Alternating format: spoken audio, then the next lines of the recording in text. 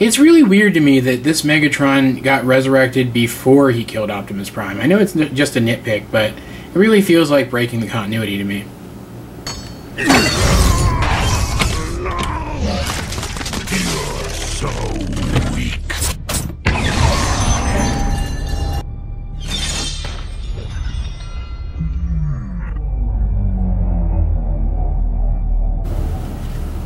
Hey guys, this is AwesomeJohn22 and I'm coming at you today with another review, another Leader Class Megatron, a better Leader Class Megatron.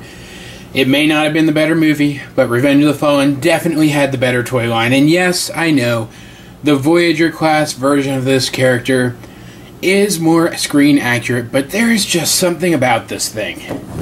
This thing. I mean, you've got Megatron's head down there, actually looking like it's a part of the vehicle. Unlike on the first movie Leader Class toy, you've got the giant cannon, you've got the big treads. This guy really looks like he could run somebody over or blow them apart. And because this was a jet tank in the movie, it does have the jets on the back, which are a little silly. But hey, there they are. And frankly, this mode, compared to the first movie Leader Class Vehicle mode, is just too much better for me to accurately describe how much better it is. It looks great, it's heavy, it is a big, bulky toy. And it really looks like you put another Leader Class next to this thing and it looks bigger than that other Leader Class. And it's a great, and I really wish I'd prepared one to show you guys here. I don't have one. Really wish I did. I'm going to fix that later in the size comparison section.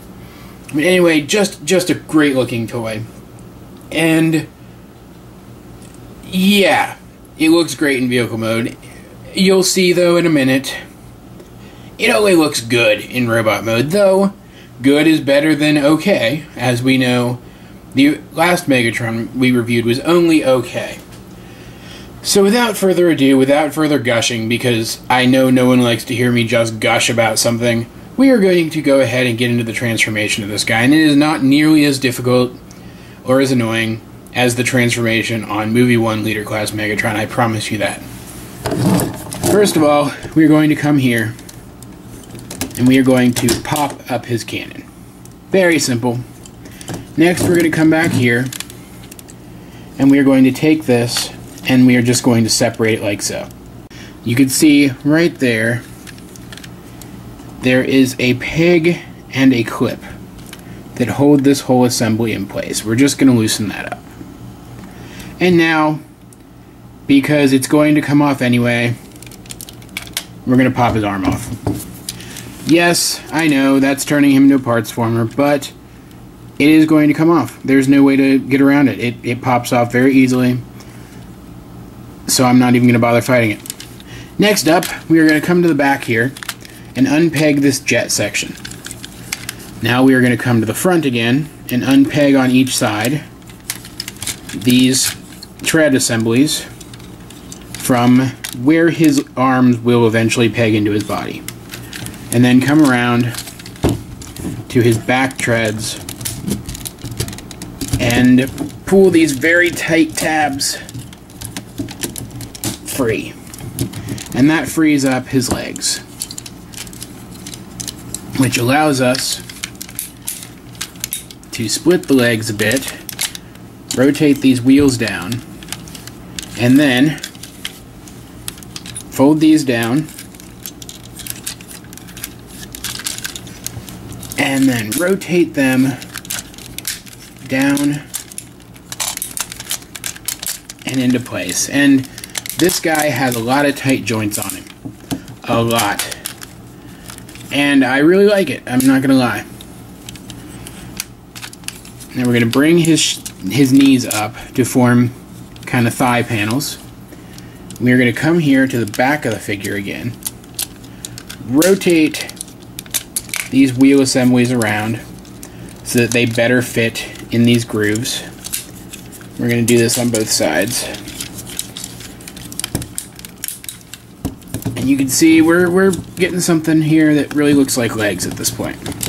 though they look like Michael Bay Decepticon legs, so you may or may not actually like them. Finally, to complete the leg transformation, we can fold these panels down to form toes, or you can leave them up. You can leave them up and give him tread feet. It's up to you. I like the toes a little bit better. Now moving on to the body itself. Adjusting my light so we can see it slightly better.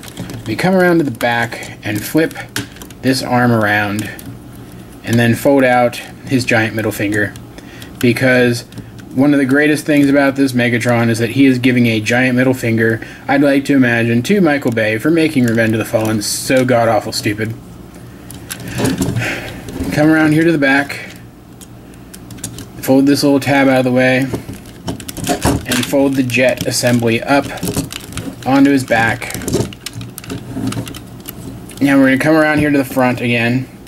We're going to take, and I don't know if you'll be able to see this, I'm going to zoom in a little bit for you, because this is actually really cool, and it helps, it's part of what hides his face.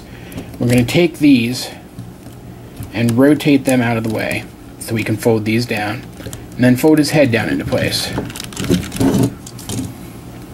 Because I was too lazy to transform it with the arm attached, we're going to come back here, we're going to fold this tab back a bit. That's going to allow us to plug it this back in, fold it back, and then fold it around. And there we get a light up gimmick when we plug the arm in, and I'll show you that again. When we plug the arm in, it doesn't do it, even though it's supposed to. Hold on. There we go, big light up gimmick, and I'm actually going to turn my light off for a second here. I'm going to show you that one more time because it's actually really cool. Everything lights up, his chest, his eyes, and you wouldn't know there's LEDs there, and it's very cool. See what I mean? That is very cool. I like that a lot. A lot more than the silly gimmick on the movie 1 leader class. Now finally, we rotate his arm down into place, and yes, that will go off a few times. It is inevitable. And here we have Megatron in his robot mode. And it is a good looking robot mode. It's bulky, it's beefy, it looks like Megatron. It has the giant arm cannon. You can even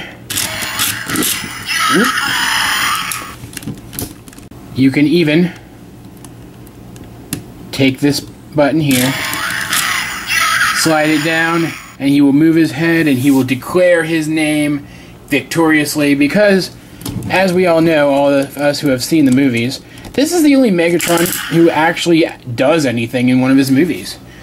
I mean, if you don't count that final scene where Megatron comes in and actually makes a difference in the final battle in Dark of the Moon, this Megatron is the only one who actually did anything in his movie. And frankly, I think not the twins or the crude jokes, but this was the biggest disappointment that I had with the movies, because Megatron is a fantastic villain. I always love Megatron. He was just as diabolical as he needed to be in the old cartoon, because it was a very different time and kids were very different. And he was very diabolical in shows like Animated. He was just as diabolical as he needed to be there. And yet, when you get to the movies and he's basically just a thug, and that always bothered me. But this is the Megatron that killed Optimus Prime. And didn't just kill him, but savaged him. And it was fantastic. And yes, again, the Voyager class toy is a little bit more accurate to the screen model in this mode as well, because it doesn't have the dinky arm, which does bother me. But this guy, he's big, he's beefy, he's taller than Leader Class Optimus from Revenge of the Fallen, which I would show you, but I have no idea where that is at the moment. No clue. Packed up some of my stuff to move my furniture around and can't find him. Really hoping I didn't lose him. But yeah. No, but he's really big, and I will show you how big he is. Again, using some previews. Here is a couple of Voyager class toys.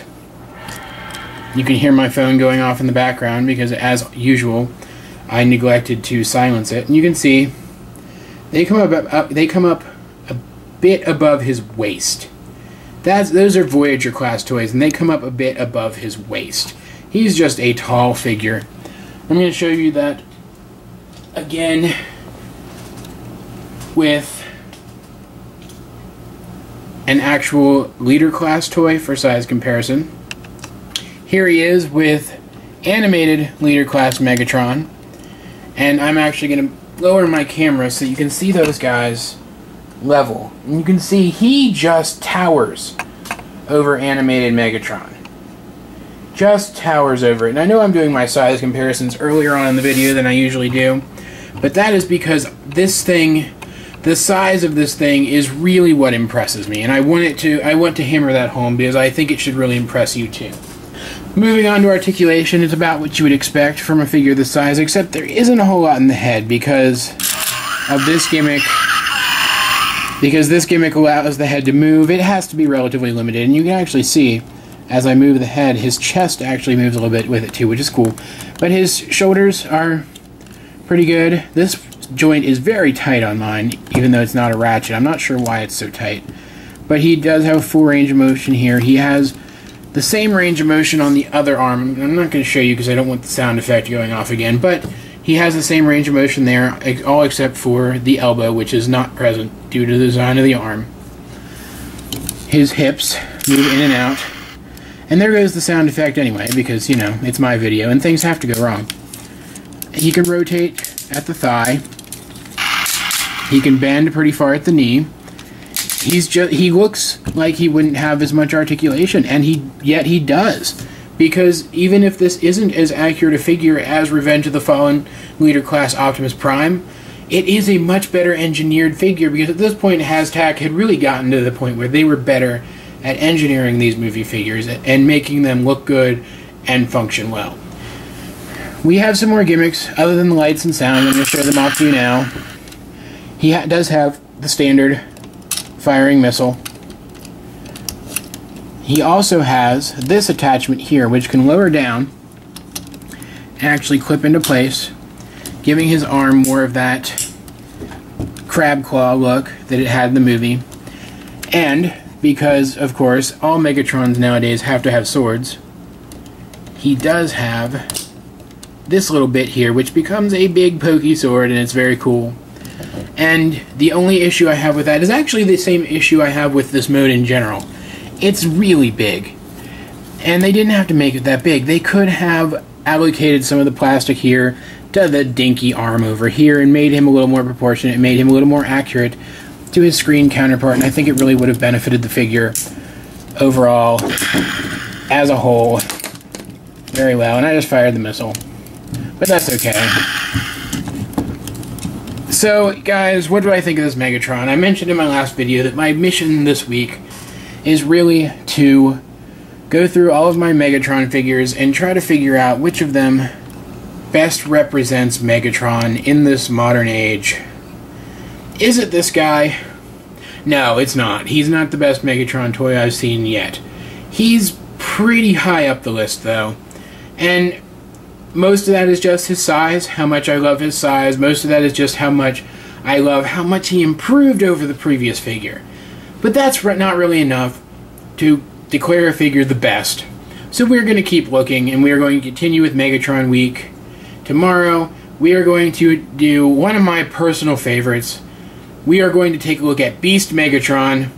Guys, it's Beast Megatron, and it's the only version of Beast Megatron I have, and I'm not going to spoil the surprise because it is quite a surprise. And guys, in terms of a recommendation, I think if you find this guy, if you like the movies, pick him up. He's pretty good, but only if you can get him for what you consider to be a reasonable price. Don't go above what you would normally pay for an old figure just to get this guy. He's not quite that great, but if you can find him at a reasonable price, I'd say pick him up still. He holds up really well, and he is certainly better than I think anything we got with the third movie in terms of Megatron. That is definitely for sure. So if you want a movie Megatron that is leader class scale, this is really, I think, the definitive movie Megatron at leader class scale. And that alone, I think, makes him worth adding to your movie collection. This has been Awesome John 22, and I will see you guys later.